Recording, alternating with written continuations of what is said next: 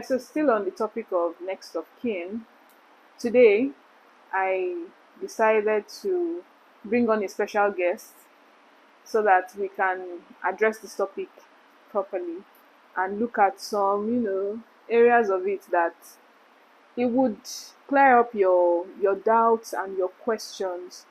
This one of the areas that we're going to be talking about now is one area that I deliberately left out of the last video because I wanted us to, dig deep into it. So without further ado, please let me introduce to you the one and only Marvel's Distinct, photographer extraordinaire, podcaster, uh, multi-level investor.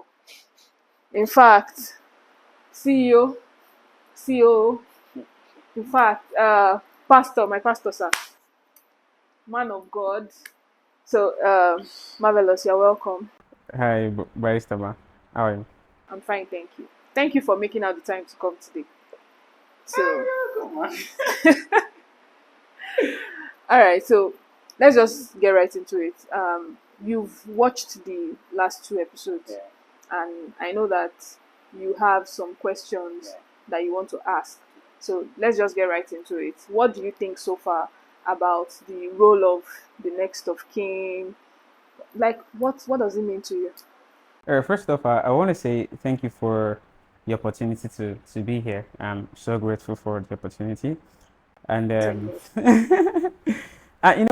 when I watched the two episodes, I have like a couple of questions, and one of it is the fact that when we talk about next of kin and financial matters, how do we? Okay, let's say someone now doesn't. So what was going on in my mind? Is there a way or is there a possibility that someone can have some financial investments without nest of kin? Is there a possibility like that? Well, it's actually possible. So, like what most lawyers will say, it depends. There are some certain situations that you find yourself in that does not necessarily matter who you select or nominate as your next of kin. Some investment platforms don't even ask you for all of those questions, although that is source. I mean, you should ask because anything can happen to anybody at any time. Even when you are filling forms to go to school, they ask you for all of those details. It's normal. So when you don't have a next of kin that is designated for such financial matters, when something happens to your enemy, you know, it is either or. When you were alive, or when your enemy was alive, rather, what were the things you put in place while you were alive to deal with your estate? Because once a person is dead, whatever they have left, we refer to it as the person's estate. So, what are the provisions you've made for the preservation or the Like a will, right? yes? What if there is no will and you're someone like a tech guy and your money is in crypto? Okay, Crypto platforms don't. Let's say, for an example, crypto platforms that don't have anything to do with nest of kin. I mean, it's just wallet and we're good. that is source, and also crypto is not legal. I'm just saying. I mean, Yeah, I'm yeah. just saying. But for the sake of conversation, Yeah. right? You have some investments, right? And you don't have a will. Now, under the law, when someone dies and you don't have a will, there's intestacy laws that applies. So there are like a different scenario. So the law has provisions for that. In Okay. fact, in some cases, when someone dies intestate, maybe the custom from where you come from, the intestacy laws that applies to that custom, that is what will be used to, Okay. Now talking about crypto. Now, that's why I said it is source. Crypto is not legal in Nigeria. So when you have such investments, once you die, gone with the wind, Mm. right? Because your your people, that is your beneficiaries, your spouse, your family members, cannot legally claim what you have in crypto. So how do we handle someone who as a next of kin, but maybe Yoruba will call something Ojoaye. And when you were alive, the guy was being very good and all of that, and probably something happened to the person. And because they were the next of kin, your family can access what you have. Maybe like your brother is who you put as next of kin because you have so much trust. Now your wife is suffering, the children are suffering, and there's no money for them, whereas you have money. So, is there any provision under the law that could say, okay, this person is this person's wife? We know you are next of kin, but you would have to give this particular percentage of this particular thing, because there's no will. Okay. So I I like the fact that you went deep. So the whole idea why we have this series is to educate people so that they pay attention to all of these things. So someone that has worked hard, you trust your brother, and then you say, okay, be my next of kin. Be my eyes and my ears and everything, and then God forbid you cross over to the other side, and then your brother now starts behaving like who he actually is, to your family members, and Yeah. there is no will, but you feel like, oh, because your spouse and all of that. Now, again, intestacy laws, there are certain, there's this wills and administrative whatever that is for people that wrote a will while they're alive, and for people that did not write a will while they're alive, intestacy law, that is what is going to apply. So it's the brother that's getting the money. The children. Not necessarily. Okay. So now for intestacy laws, it differs.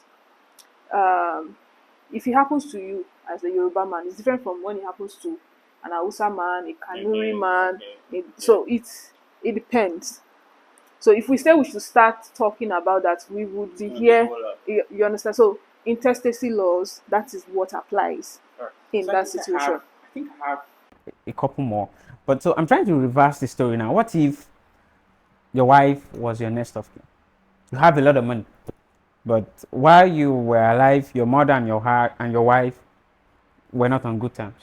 Okay. Now you're dead. Your wife is the next of kin.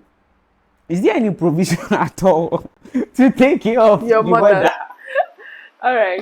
So let me just say this.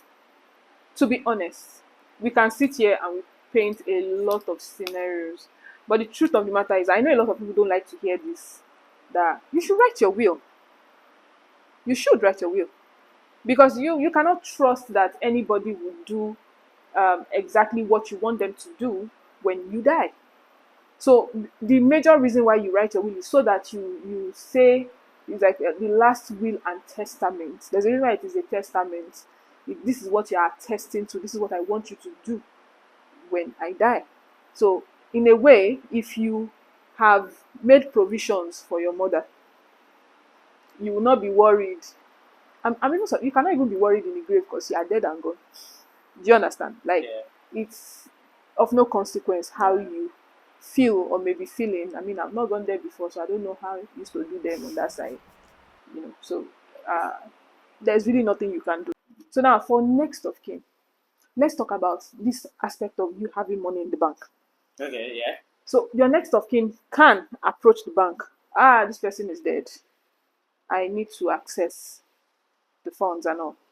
Then your next of kin also has the power to approach probate, because they are your next of kin. Okay. That you want to access the money here, blah blah blah. They go through all the entire process. It's a process, and then at the end of the day, they come out the other side. Then they don't have the power to access the money. So it depends on the relationship between that person that is your next of kin and you. So basically, what the takeaway here is, you have to be very mindful of who you choose into that position. In one of the episodes, I was saying something that you can have different next of kin, but different things. Yes. I was coming to that, but I was coming to that. You understand? So if you have, if it's something that is not that serious, not that deep, okay, let me just use my son as my next of kin. But imagine that this scenario that you're painting, you have billions in your account, and then you put your 6-year-old that hates grandma as next of kin or whatever. But even in that scenario, still, your spouse, she's the one that the child is under her. Yeah. So she can Oh, come up. okay. Again, intestacy laws.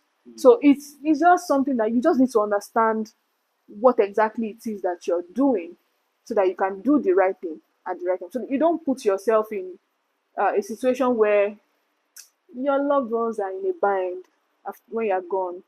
And you know, for them too, vice versa.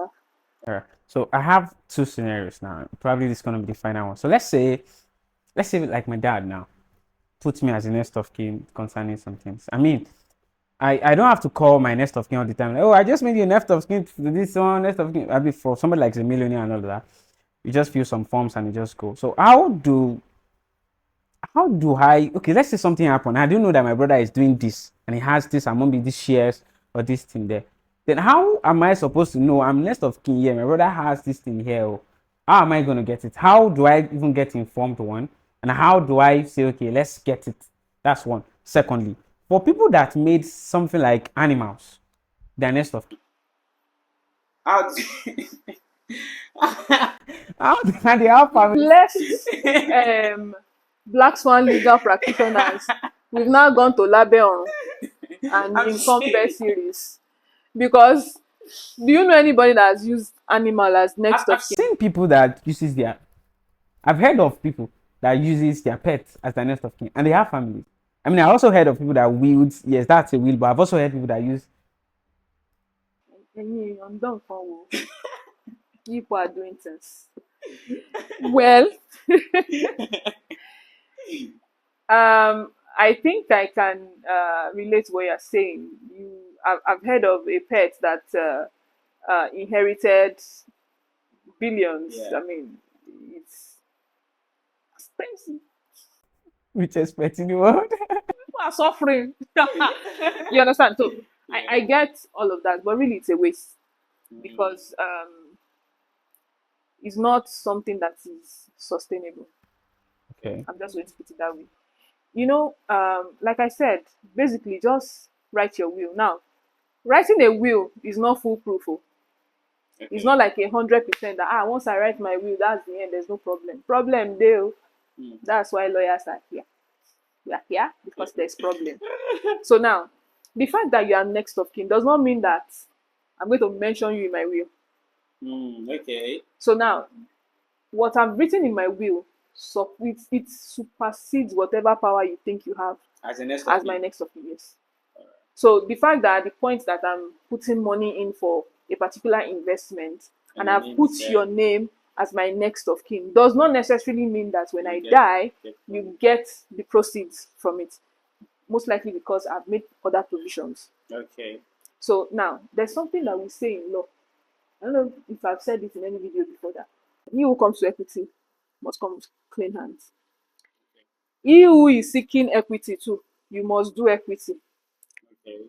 So where the next of kin is fighting for their rights, that no, I'm the next of kin, I should have rights to proceeds from this because it is my name that is on this or blah blah blah blah blah. So that's why I'm saying that even the will is not foolproof. You know, I can write a will and any of my dependents or my children or the people that are the beneficiaries of the will feel like no, this is not this is injustice. I don't believe that she wrote this. And then they contest the will. So now see they court for some time. Right. Just about what you said. I heard of a story between, I don't know if I can mention names now, but an old politician is dead, one of the fathers of democracy. And I was able to follow the story of how his children were able to distribute whatever he had. Of course, he had a will, but sometimes at some point he made some of the children some next of kins, some of his wives some next of kins. But to my greatest surprise was one of the eldest son from the eldest wife went to corner with the lawyer that wrote the will, and now they sold some properties that belongs to other wives and other children. And the case went on for a while. But what would have been the best of the advice for those people, based on the fact that they are next of kings, there was a will, but it was obvious that one of the eldest persons cornered with the lawyer and all of that. What would have been the best of the advice? Okay.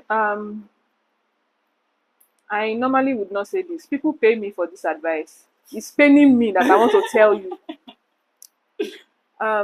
Most of the time, when I talk to people about next of kin, wills, testaments, I usually say something.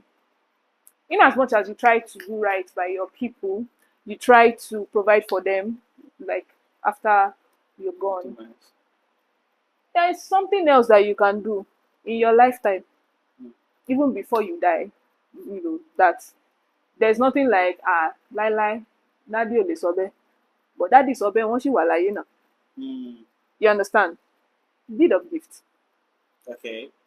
So now you can do a deed of gift for your loved ones, but for things that are legal, not crypto. Yeah. Not crypto. So now you do a deed of gift. Right. Lágbájá, I hereby give to you my house at Kinikon, my car at Kinikon, my land at Kinikon. You put it, you sign. So now the child already knows this and this and this is mine. You can even impute clause. See, that's the beautiful thing about drafts. Okay. You can put it in that this deed of gift is not going to Be effective. be effective until This thing happens. I die. Okay. Or maybe when you can even say, "Oh, I'm giving my child, I'm gifting you this house, but I'm living in there," so you cannot deal with it like the owner up until I die. So it is there. Now these are instruments that can be registered, right? So there won't be room for daddy sobe, daddy osobe, daddy is alive. So if you want to tell daddy that daddy's mouth is smelly, go and go and tell him to his face. So basically, for when it comes to wills, testaments, next of kins, there it's not a blanket situation, right? Most of the time, Nigerians shy away from writing their wills because they believe once they write the will, they are writing letter to death that they are ready. But not be so. So we must write the will. You should. I'm advised you should write a will. It's advisable for you to. But if you don't want to, so that they won't start fighting, you can do a deed of gift. All right. So at this point, we are going to be saying goodbye. Thank you for sticking with us. Thank you so much for coming. I really appreciate you. Thank you for sticking with us. Thank you for your comments, your likes, your shares. We're seeing everything. And we promise you, we're not slowing down anytime soon. See ya.